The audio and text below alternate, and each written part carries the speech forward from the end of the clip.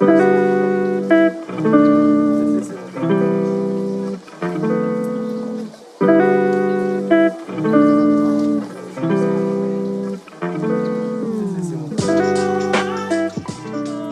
this is the Dean Abbott podcast. Today I'm talking to writer and Twitter personality Scott Rains. Thanks for doing this, Scott. Yes. Thanks, Dean. Thanks for the invite, and thanks for being my friend on Twitter. How are things going? Going great.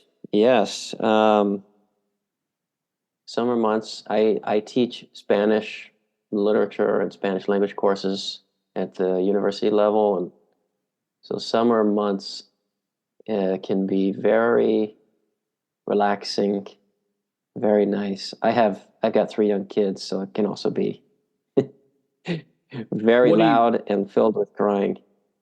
Very loud and filled with crying? Yes. There you go. Yes. That's the title for your memoir. Yes, tears of joy. Exactly. Well, I like that. Very Yeah. loud and filled with crying. What are you working on during the summer? Anything? Yes, I have a lot of books I'm trying to get through. I do writing for Deseret News out of Utah, and I work on an occasional article here and there. But I do a lot of reading. My family actually has this reading. You call it a competition or reading summer bonanza where everybody kind of has a group chat and we talk about the books we read over the summer. And so I've been doing a lot of fiction reading, I do some nonfiction. I enjoy fiction probably the most, but a lot of reading, spend a lot of time reading. What are you reading this summer? So this summer I started Anna Karenina by Tolstoy. I am a mega fan of Dostoevsky, and I have yet to dip into Tolstoy. And I figured that this was as good a time as any to begin. What makes you And a mega fan of Dostoevsky? okay, well, Dostoevsky is first and foremost a man of just unbelievable faith.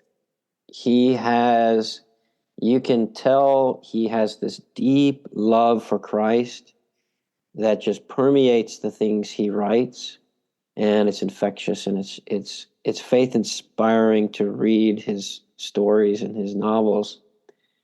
I would say primarily for the reason that the light of Christ that he brings in the text is his number one contribution to the literary world, his faith in Christ. But I became interested in Dostoevsky because of my interest in Cervantes.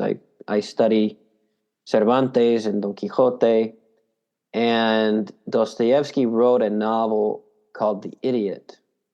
And The Idiot is this book, and one of the protagonists is Prince Mishkin, and Dostoevsky wrote that Prince Mishkin was his attempt to create a character that blended Christ with Don Quixote, which is, in my opinion, it's like kind of an impossible. That's like the ultimate combination of the sacred and the profane.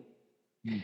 And he does a pretty good job of it. But that was the first novel I ever read of his, was Idiot, and I was interested in seeing how Cervantes influenced that novel, and from there on, I just kind of just grew to love the author Dostoevsky, and I believe in the afterlife, and so when that comes, I very much look forward to meeting him and getting to know Dostoevsky as he is. I'd say. What do you want to say to him?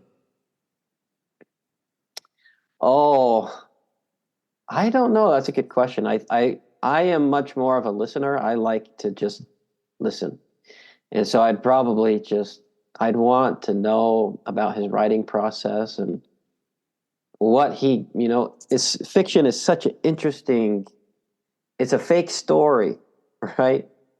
it's not real, but it can have such depth and such meaning and such capacity to teach us that it's like it becomes more real than real in many, like the really good fiction is significantly more real than than a mathematical equation or a formula or a self-help book that's supposedly going to give you the secrets of the universe and fix all your problems super fast. You just have to buy the book, right? Just hit $20 and you figure it all out in a matter of days, and then you're done. And you just have to buy the next one. But How is good? no, go ahead, Dean. How is the Tolstoy then coming? And what's the difference you see between Tolstoy and Dostoevsky? Okay, so I openly admit this is my first go around with Tolstoy, and I'm about halfway through Anna Karenina. And what I see in Tolstoy is this superhuman ability to observe the world and condense it into beauty. So What do you mean? Tolstoy, so for example, there's a character, and I could probably go get my book somewhere and read it to you, but All right. one of the characters has three children, and he describes the act of bathing an infant baby. And he describes the baby's face as it reacts to the cold water and the warm water in the bathtub. And he calls it this, I think, this like angelic cherub, at least in my translation, this like angelic putti in the bathtub, looking up to the mother and the surprise of the cold water. And he just perfectly captured what I have experienced day in and day out when I bathe my kids. I have an 8-month-old baby, and one of my jobs is to bathe the kids. And I picked it, so it's the thing I like. But it was just so amazing the way that he could take this very simple, everyday, realistic thing that happens. I mean, for us, it's every day, maybe not for them, but and he paints it in this beautiful, quasi poetic sense, and you get to feel like I connected to him. It's like he saw that, I see it too, and we connect because of the beauty of his prose. And Mm. so his realist approach to life, the way he observes things and lets the reader observe for himself is just remarkable. I don't know if I've read, I mean, Dickens is pretty close. There's a Portuguese novelist, Essa de Queiroz from Portugal, who was a realist novelist, and he does fantastic realism as well. But Tolstoy has this like raw sensibility of this ability to capture something so simple and show us the beauty in it. And he's also a Christian writer too, and I love that in him as well. At least at this phase of life, I can't remember exactly what he determines in terms. I don't remember. I read the introduction, I believe. I can't remember if he ended his life as a believer or not, but at least at this phase, and it shines through in Anna Karenina, there is faith in Christ that undergirds a lot of the good things that happen in the novel, and it kind of clouds over the bad things that happen as well. So Tolstoy, I'm very interested. I've been reading C.S. Lewis quite a bit, and C.S. Lewis often cites War and Peace, and so that was another reason why I thought, all right, it's time. I need to meet Tolstoy. It's time to get to know this man, and eventually I will do War and Peace. Eventually, we will So see you're when. reading Tolstoy. What else are you reading this summer? Anything? Oh, I'm reading I'm reading this book called The Myth of the Eternal Return by Mircea Eliade. Oh He yes, was I only just became familiar with him. yeah, fascinating guy. I read his book Sacred and Profane several years ago, and I've wanted to read this for a long time, but he talks about his Mircea Eliade's perspective is he goes to ancient human cultures and observes, what they did and how they went about things. And he has kind of two dichotomies of Homo sapiens and then Homo religiosus. And the Homo religiosus is religious man, and Homo sapiens is kind of like the scientifically minded man of today, which we are all kind of, imbibed with the scientific understanding of reality, whereas anciently it was given that God existed and that everything we did was oriented around the cosmos. And this book talks about the nature of mankind, humanity, as doing everything in relation to like a metaphysically, cosmically greater scale of things that have already been done. Mm. So the creation of a house was a symbolic recreation of the universe, right? And there's associated rituals and rites that couple the building of a home that are symbolic and representative of the creation of the universe as far as X or Y culture understood deity in those contexts. But before you invited me on this podcast, I did listen to a couple of your episodes. Oh, and you wanted to break me about something.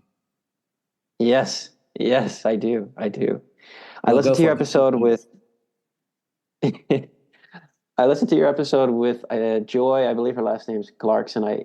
Twitter's such a funny place. I only know people by their first names. Mm-hmm. Yeah, Joy Clark. She was kind of outlining several novels that she works on in her studies and her research, and you admitted that you get about 10 pages into a fiction and you lose interest. I'm curious why that is and how what you take at fiction, because I totally get it. Like, fiction is fake stories. I tell my wife I study fake stories, and that's the truth. But I'm curious what your perspective is on fiction, because you're very insightful and pithy, and there's things about the reality that you understand. But I'm curious how you view fiction. I shocked you when I said that. You were shocked. Yes. Absolute shock is like unfathomable. It's like a deep mind and a deep soul that hates fiction. I'm so curious about it. Now, to be fair, let's not misrepresent my position. What I said to Joy was that I understand this to be a character flaw, right? Like, I don't hate fiction. I just can't do it. I think for me, a lot of it is exposition and pacing. And so I'm going to sit down, I'm reading a story, and every single story seems to me to be flooded with unnecessary detail and to take so much time to get to any action point that I think, well, couldn't I could read. There's so much nonfiction that's pressing to read that I could use this time for that. And so, yes. So it's not so much that I hate fiction, it's that I, at this point, don't get the return on it for the time investment that I feel like I should. Now, that may be right or wrong. I'm not defending it, but you asked me why, and that's what it is. Okay. So, one of my all-time favorite writers is Jorge Luis Borges, the Argentine master of fiction. Mm-hmm. And he's very interesting because he considered himself, first and foremost, a reader. He didn't consider himself a writer. Mm. But he was a master reader. He basically was a walking library. walking biblioteca, right? Walking library. And he had a total and complete mastery of just world literature at large. But Wow. he had the exact same opinion. He wrote exclusively short stories.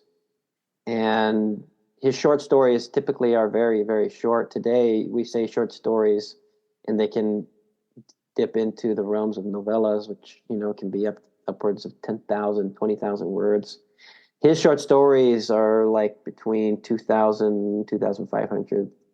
He has a couple that are longer, but especially as he gets older and um, he goes blind at age 50 and lived till his mid 80s. So he Mm. spent the last 30 years of his life blind and would dictate his stories, his fictions to a woman that eventually became his wife and several translator, editor friends that he worked with.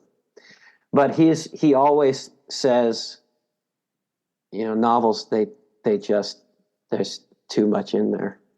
Mm. You can just get to the point so much faster in a short story, and that's all you need to do. And he had this gift of compressing like an entire cosmos into about 2,000 words. That's just beautiful and kind of overwhelming. But So that's if very, very interesting. Go ahead. no, you go ahead. I want to hear your question.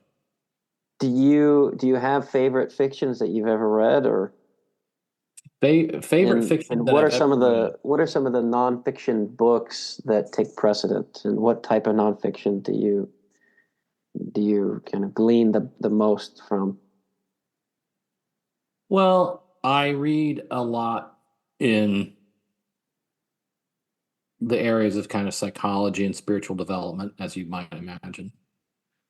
Yes. I think in terms of the favorite fiction I've ever read, let me think. The first thing that comes to mind is that I loved Watership Down, which I actually Okay. was a long novel that I actually finished. Okay. I like the short stories of Flannery O'Connor a lot. Okay. That's hard to go wrong with Flannery O'Connor. She's another writer like the Russians, where Hmm. her love of Christ gives her this depth and this substance that is so it's like fruitful. It's like the only word I can think of. It's very rewarding to read her perspective, and her faith in Christ really grounds everything she does. It's beautiful. I like Jane Austen. I like her books. Yes. You've about exhausted me. Of there's got to be one more. That's what I can think of off the top of my head. Flannery O'Connor and Jane Austen that's a good life. If you were to read just those two women, you're I pretty al- good. You're pretty I well off. also love Ray Bradbury. Okay, yeah. Yeah, Ray Bradbury.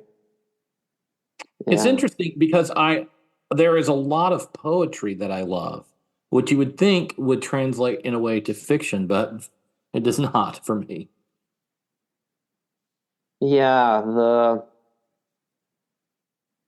poetry versus prose is very interesting um, literary phenomenon, let's say. Because on the one hand, you would think, you have a text, you have a story, you know, ostensibly a story that is trying to be conveyed. But the way that, in my opinion, the way that poetry reaches into the realms of music, Mm. it makes it significantly different from prose fiction. And honestly, the best prose, a lot of it waxes poetical and musical. I can't remember where I read this once, but I was writing a research paper, and one of the scholars that I was working with said that all the arts aim to be music. All Yes, I think that's arts true. have this desire to be musical. Horace said anciently, "Ut pictura poesis," as is painting, so is poetry. And fundamentally, I agree with the scholar. I don't remember his name, so excuse me on that. But all the arts kind of aim towards music as the highest form of artistic expression. And so Mhm. your love for poetry is acceptable. It's it Yes, I is think that's true that all the arts, it seems to me that I do think music is the highest form of the arts, insofar as that music, really great music, references no concrete thing. yeah. So, and I suppose in some ways that's what abstract painters are trying to do. They're trying to simply get you to experience color or something other than figurative representation.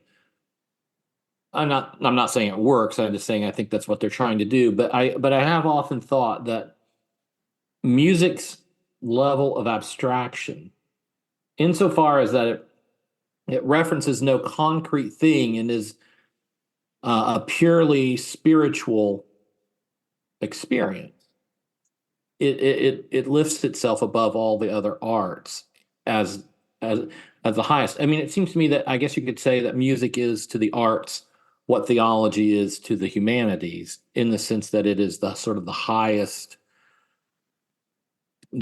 form of those disciplines that seeks to, in a way, tie them together. Yeah. Yes, yes, absolutely. Music is interesting because it's not bound to the limits of the language. Hmm. Hmm. And we are so restricted when we engage with each other through words, right? And it's one of the best modes of exchange that we have. But, if you're dating a young lady and you really like her, you um, that first kiss says so much more than any amount of words could ever express, right? And music is like that. Music immediately hits the heart and it's unrestrained. And language and the other arts, even painting, like the abstract painters. I mean, some of the more modern abstract painters are a little bit disturbed in what they're trying to express, so it's a little bit less enjoyable and refining. But music is not bound by lines and colors, and it's not bound by commas and syntax and the rules that these man-made rules that we've created for ourselves to try and establish some semblance of understanding of what's going on in our hearts and our minds. And music just immediately hits the core from the first note. It's so this is another thing I wanted to talk to you about was your um, you, you Roger Scruton and your relationship with him. But he has this fantastic essay called "Effing the Ineffable," Mm. and music does that, right? It begins and ends, so it is finite, but within those bounds of the beginning and end, it is infinite. Especially, the fugues of Bach. The fugue itself is structurally infinite. It's like Zeno's paradox. You can't ever get to the end. And but yeah, Roger Scruton was quite the musicologist himself. So I was wondering if you could kind of tell me a little bit about your relationship with him, how you knew him, and what he was like. Because I've only encountered him over the last couple of years through his Well, texts, but I never knew him. in 2017, Roger and his wife Sophie began a summer institute called the Scrutopia Summer School, and they brought us a select number of students could come to England and spend 2 weeks with Roger and learn from him. And I was one of those students. The the day that I got there, and I think I felt like this revealed a lot about the person Roger was. Well, I show up at the Royal Agricultural College, which is where our courses were held, and we stayed in the dorms there. And there's a huge tithe barn in the center of campus. And I think there was a little sign that said Screwtopia Summer School this way in here. So I walk in the building, and there's a kind of a collapsible, foldable table like you eat lunch on at the church potluck. Okay. Mm-hmm.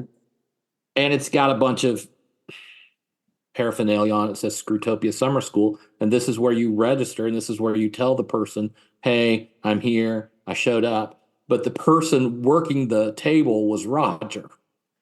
And I felt like that was kind of revelatory of the person he was. So he's globally famous intellectual who also is handing you your Screwtopia tote bag. And and and so I did not, we weren't lifelong friends, but I did know him. And I you can say whatever you want about Roger's ideas, and there were places where I disagreed with Roger. I think Roger was, despite what many people might think, he was probably more open to certain parts of Enlightenment thinking than I am. He was obviously world famous as a conservative, but in many ways he was a classical liberal. Okay. Mm-hmm. And Roger,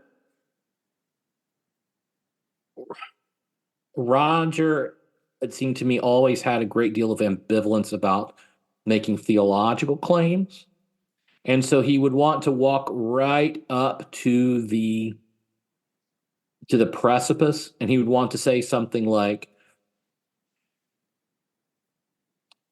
I think he would have said something like, the foundational force of Western civilization was Christianity.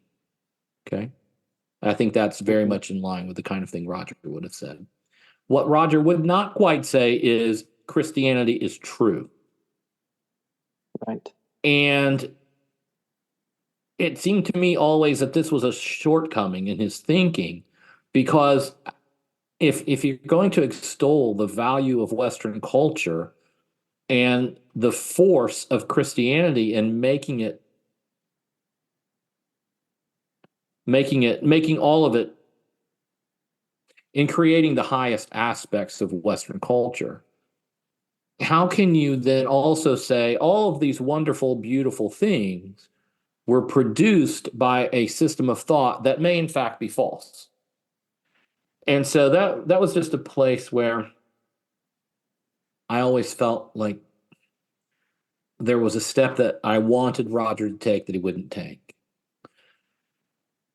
But all of that said, I will say that I know there are many people who are detractors of Roger, but in person, he was a marvelously warm, generous, humble person whom I on a personal level, um, I loved being around. And you said you were there for 2 weeks? Mhm. And how many other students were there at the same time? Oh gosh, maybe 10. Okay, so it's very intimate. Oh yeah, That yeah, is a fascinating. yeah. We spent a That lot of time together. I'll tell you a story. Please. One night I was sitting next to Roger at dinner, and he stood up to say grace, and he said grace in Latin. And when he sat down, and he was 73 maybe at this time. When he sat down, I said, Roger, how many languages do you speak? And he said, oh, hardly any anymore. He said, I mean, obviously he can speak Latin. I mean, to the degree that anyone speaks Latin. He obviously speaks English. He said, just French and German and check. And if they pay me to go there, I know enough Italian. I can give a speech in Italian. But really, I hardly speak any languages. And I felt that captures Roger too. He was the kind of person who would tell you he hardly speaks any languages, and then tell you the five off the top of his head in which he's fluent. Because, It's it's very similar to Borges, exactly. because Borges despised his own writing, and he would say, I hope that when I die, my writings are forgotten. I hope that nobody remembers these fictions that I've Mm. written. I hope nobody studies them. I hope that I'm forgotten upon my death. And humility is the fruit of goodness. Hmm. And the more that there's goodness in your heart, the more humble you become, and you realize, not everything that you have done came exactly from you and from what you are able to produce. And the more you learn about reality and the way things are, you come to accept that indeed there is a higher order of things that we are subservient to, that governs life and the moral agency of our fellow men and women. But that Absolutely. is fascinating. His it's kind of overwhelming to like talk to him and see he's at the desk. Hey, Roger, what's up? Right. Because he's like his books, right? Like in conversation, he will quote both Beatrix Potter and a Islamic philosopher you've never heard of, and he'd tie them together Correct. somehow. Right. Yes. So tell me how you got interested in dreams. Okay. Well, my studies in Spanish literature, you can't study Spanish literature without engaging in dreams.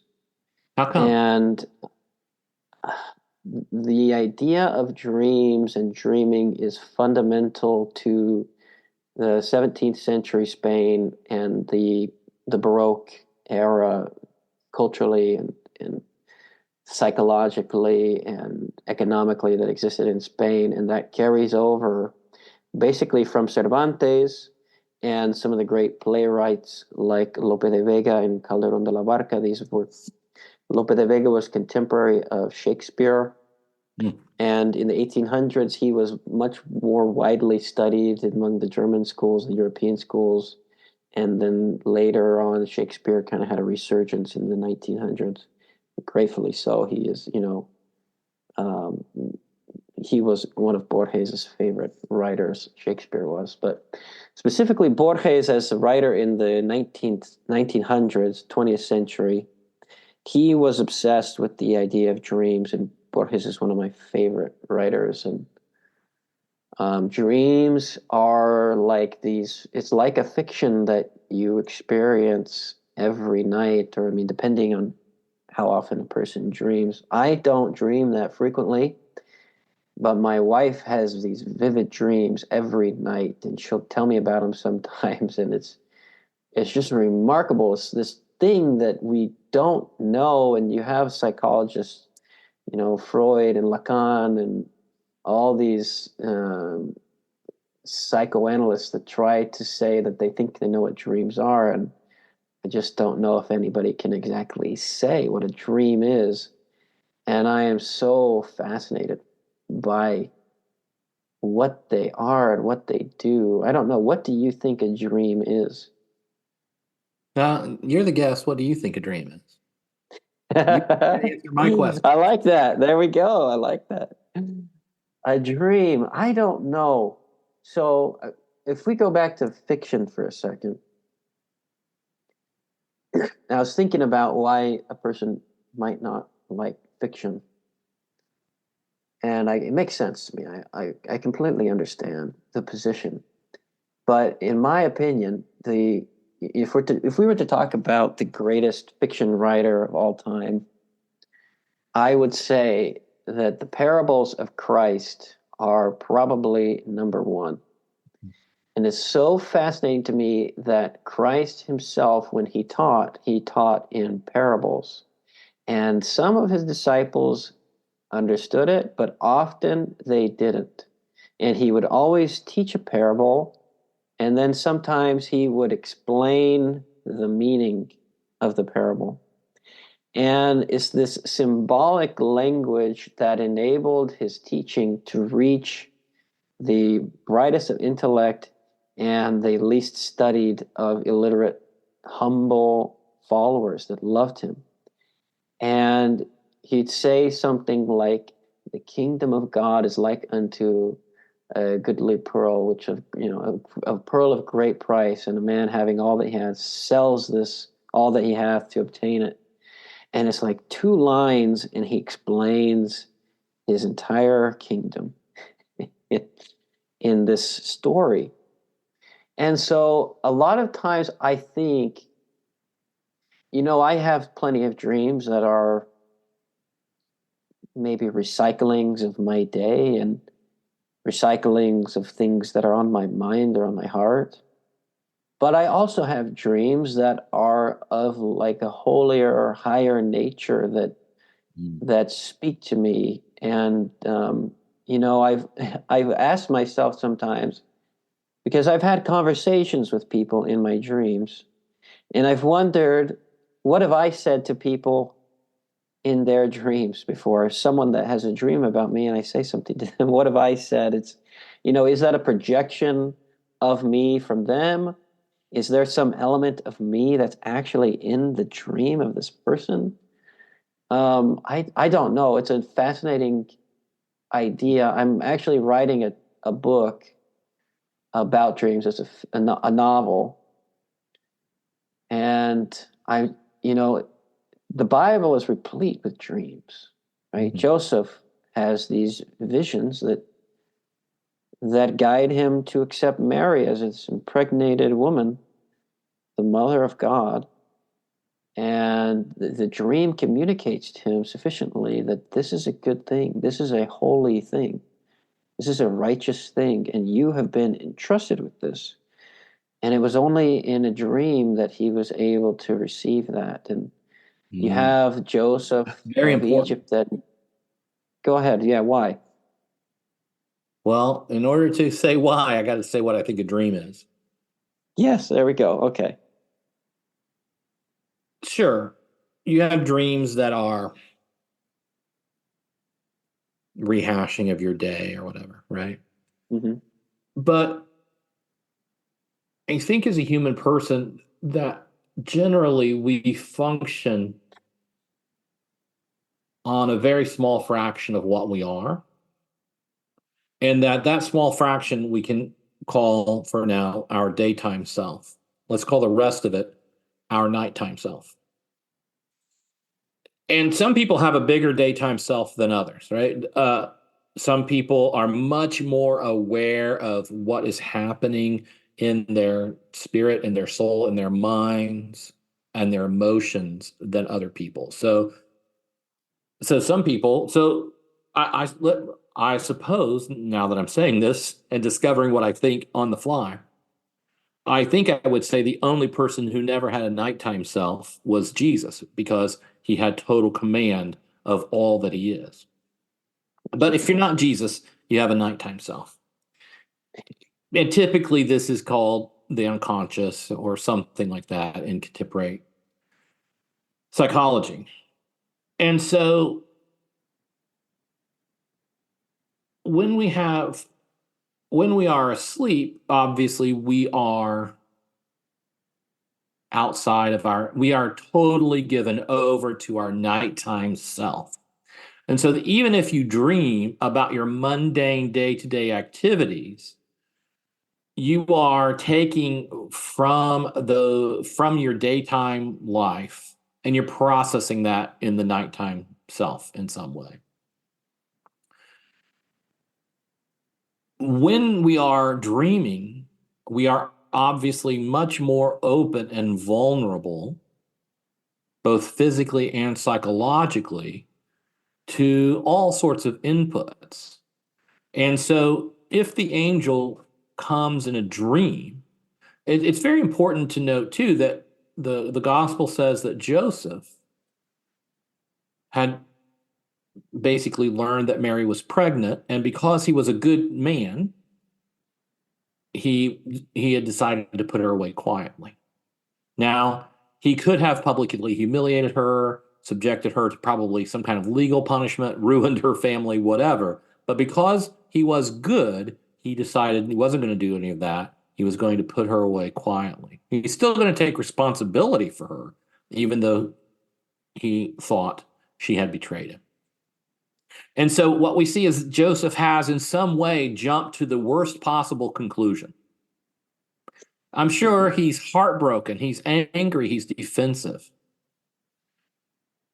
And so he receives the message to not be afraid and to take Mary as his wife.